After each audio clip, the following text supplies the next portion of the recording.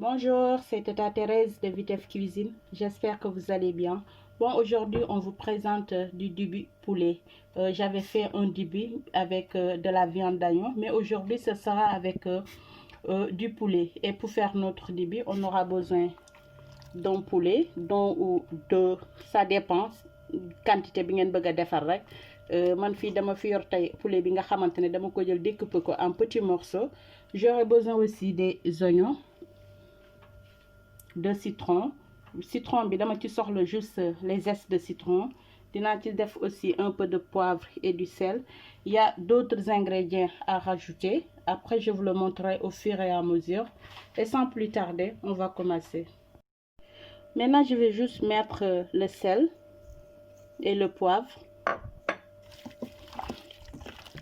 Après, je mélange.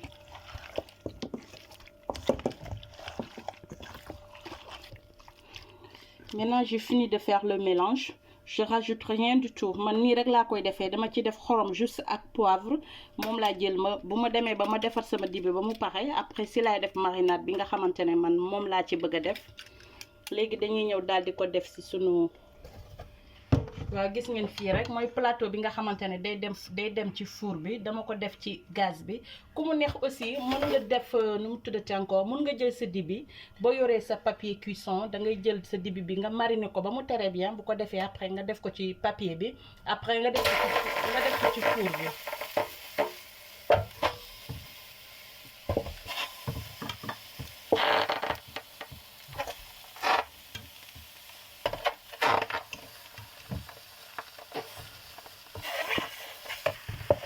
waa léegi gis ngeen léegi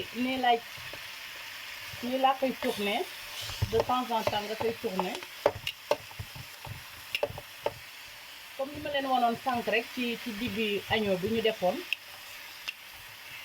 ku bugg a gis nu ma defee dibi agneau bi day dem ci page YouTube bi di nga gis foofu dibi agneau bi.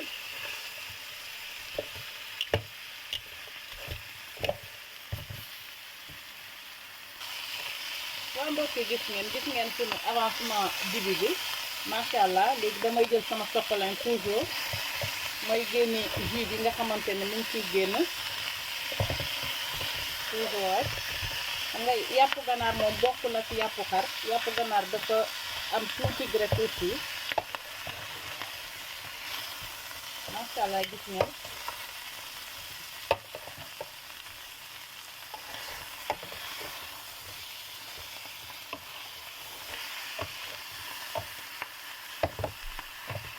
léegi nii lay continuer rek.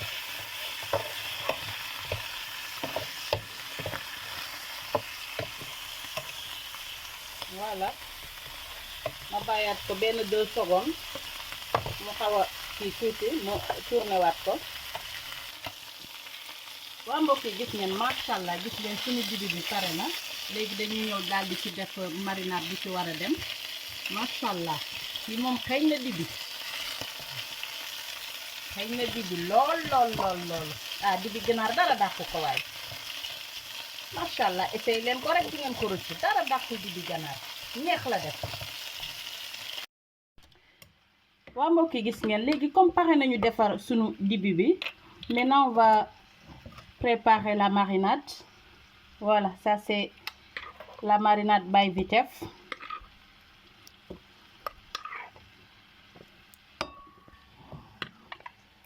léegi damay ñëw daal ci tibb comme dibi bi dafa bëre dama ci tibb juste 5 cuillères. Maintenant je rajoute de la moutarde. Pardon.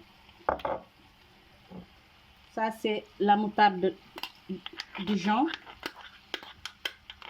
Léegi je vais rajouter aussi de la moutarde ancienne. Je mets un peu du vinaigre de cidre facultatif et je mélange.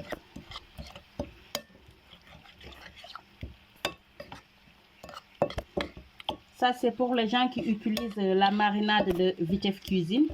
Pour mes clientes et clients qui ont acheté ma marinade. Bu ko defee Vous n'aurez plus besoin de rajouter quoi que ce soit, à part de la moutarde ou du citron ou du vinaigre aussi, ça dépend. Là, je vais rajouter les zestes de citron.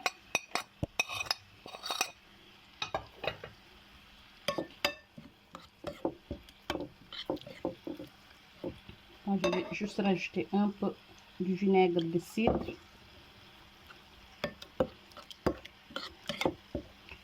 Voilà, là c'est bon. waa léegi gis ngeen fii dama changé dama ko dindi ci poêle bi ma daan def xëy dibi bi ma def ko ci benn poêle bi nga xamante ne dina ma permettre ma rajouter ma marinade.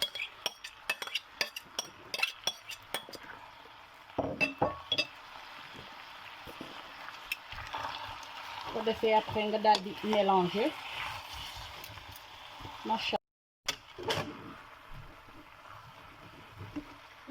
machallah dibi poulet bi lu muy xeeñ ëpp na yéene naa leen ci nag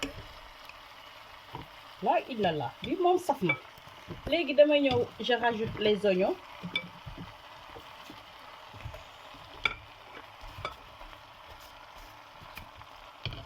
boo nee dibi rek ne soblal ba mu saf bu ko yërëm de na saf rek.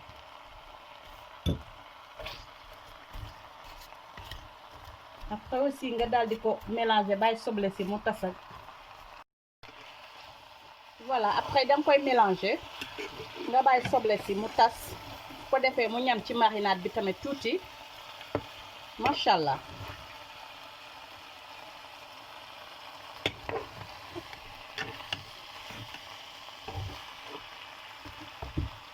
léegi damay bàyyi mu lakk tuuti rek. waaw gis ngeen léegi pare nañu léegi boo leen xoolee gis ngeen fii ci digg bi dama fi yor këriñ dama ko taal ba mu xonk. su ko defee damay ñëw rek jël tuuti dawlin daal di ko ci wiis comme ça mu jox ma xeetu dibiteri waaye gis ngeen saxaar. waa gis ngeen su ko defee nag yow da ngay jël sa casserole rek nga daal di ko dëpp ne ko ràpp nag fàtte ko fa nag ba saxaar si jeex. waa gis ngeen fii dama fi yor fii tuuti mayonnaise ci côté bi. Là j'ai de la moutarde et du ketchup. Ça c'est pour les enfants parce que ñoom bu ñuy lekk dibiteri dañ koy bëgg di lekk ak mélange mayonnaise ak ketchup bi. léegi damay ñëw rek mélanger ko ndànk rek après nga yokk ci sa tuuti poivre surtout sa mayonnaise bu neexee moom jarul sax nga ci yokk dara comme sama mayonnaise bi c'est dama ko defar c'est fait maison. léegi dama ñëw xaaral ma yokkaat tuuti ketchup voilà.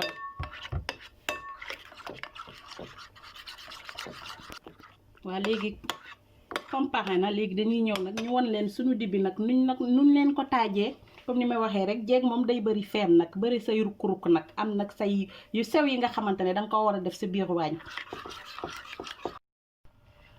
waa mbokk yi gis ngeen xet bi rek oh là là nee naa la dibi yam fii la dibi yam nag. léegi dañuy ñëw nag ñu daal di servir suñu dibi.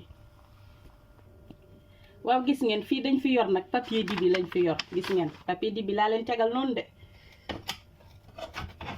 léegi damay ñëw rek commencer defar sama dibi nag.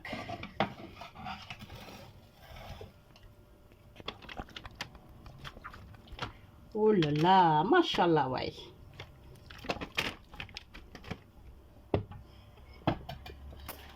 waaw gis ngeen sunu dibi poulet bi macha allah yéene naa leen ci yéen sama cher abonné.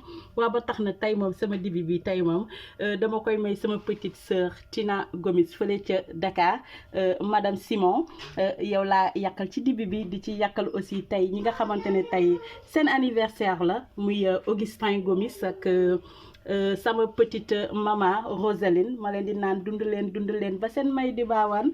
waaw ba tax na tey tamit moom yéen mi sama cher abonné yéene naa leen ci dibiteri bi yàqal naa leen ko ci xol bu sedd guy. ma di leen wax nag mën ngeen ko essayer parce que dibi ganaar moom dara dàqu ko beneen affaire la.